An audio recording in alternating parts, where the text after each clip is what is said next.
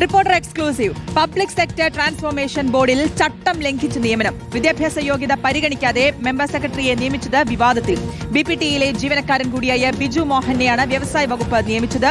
ബിപിടി member സെക്രട്ടറിക്ക് MBA ബിരുദം വേണമെന്ന ചട്ടം മറികടന്നാണ് എഞ്ചിനീയറിംഗ് ബിരുദധാരിയായ ബിജു മോഹനെ നിയമിച്ചത്. നിയമനത്തിന് പിന്നിൽ രാഷ്ട്രീയ ഇടപെടലെന്നാണ് ആരോപണം. ബിജു മോഹന്റെ വിവാദ നിയമനത്തിന്റെ രേഖകൾ റിപ്പോർട്ടറിന് ലഭിച്ചു.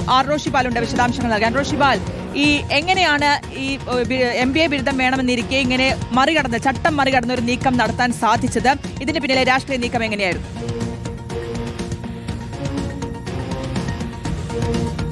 ശ്രുതി, സംസ്ഥാനത്തെ കോടിക്കണക്കിന് രൂപ വിറ്റുവരവുള്ള പൊതുമേഖലാ സ്ഥാപനങ്ങളെ ഉന്നമനം ലക്ഷ്യമിട്ടാണ് ഇങ്ങനെയൊരു ബോർഡ് സർക്കാർ രൂപീകരിച്ചത്.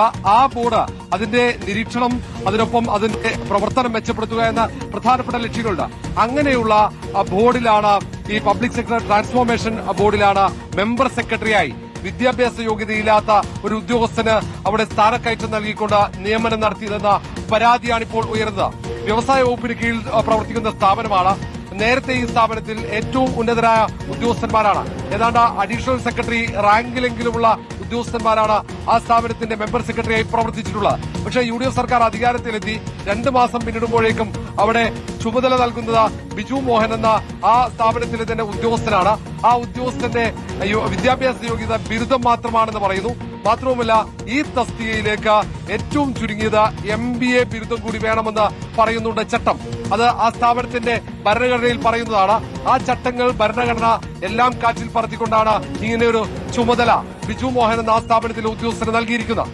മാത്രമല്ല, ഇതിൽ രാഷ്ട്രീയ ഇടപെടലുണ്ട് എന്ന ആരോപണം, രാഷ്ട്രീയ സമ്മർദ്ദത്തിന്റെ ഭാഗമായിട്ടാണ് ഇത്തരമൊരു നിയമനം, യോഗ്യതയില്ലാത്തയാളെ നിയമിച്ചത് എന്ന പരാതി ഇതിനോടകം ഉയർന്നു കഴിഞ്ഞു. കാരണം ഇത്രയും വലിയ ഉത്തരവാദിത്വം നിർവഹിക്കേണ്ട ചുമതലയിലേക്ക് ആ ചുമതല നിർവഹിക്കാൻ പറ്റുന്ന ഒരു ഉദ്യോഗസ്ഥരെ നിയമിക്കേണ്ടതായിരുന്നു എന്നാണ് ആ സ്ഥാപനത്തിലെ ജീവനക്കാർ പരാതിയായി ഉന്നയിക്കുന്നത്. നേരത്തെ കഴിഞ്ഞ കാലങ്ങളിൽ ഈ സ്ഥാപനത്തിന്റെ ചുമതലയിൽ വന്നവർ ഭൂരിഭാഗം പേരും ഒന്നുകിൽ സർക്കാർ അണ്ടർ സെക്രട്ടറി റാങ്കിലുള്ള ഉദ്യോഗസ്ഥന്മാരാണ്.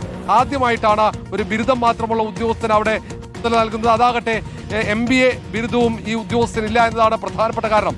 അങ്ങനെ രാഷ്ട്രീയ നിയമനങ്ങൾ പലയിടങ്ങളിലും പ്രധാന തസ്തികകളിലേക്ക് ചട്ടങ്ങൾ കാറ്റിപ്പറത്തി നടക്കുന്നതിന്റെ ഒരു ഉദാഹരണമായി ഇപ്പോൾ പ്രതിപക്ഷം ഉയർത്തിക്കാട്ടുകയും ചെയ്യാണ് ഇങ്ങനെ പബ്ലിക് സെക്ടർ ട്രാൻസ്ഫോർമേഷൻ ബോർഡിലെ ഈ നിയമനത്തെ. എന്നാലും ഈ കാര്യത്തിൽ മന്ത്രിയുടെ നിലപാട് ഏറ്റവും നിർണായകമാണ്. കാരണം വ്യവസായ വകുപ്പിന് കീഴിൽ പ്രവർത്തിക്കുന്ന സ്ഥാപനമാണ്.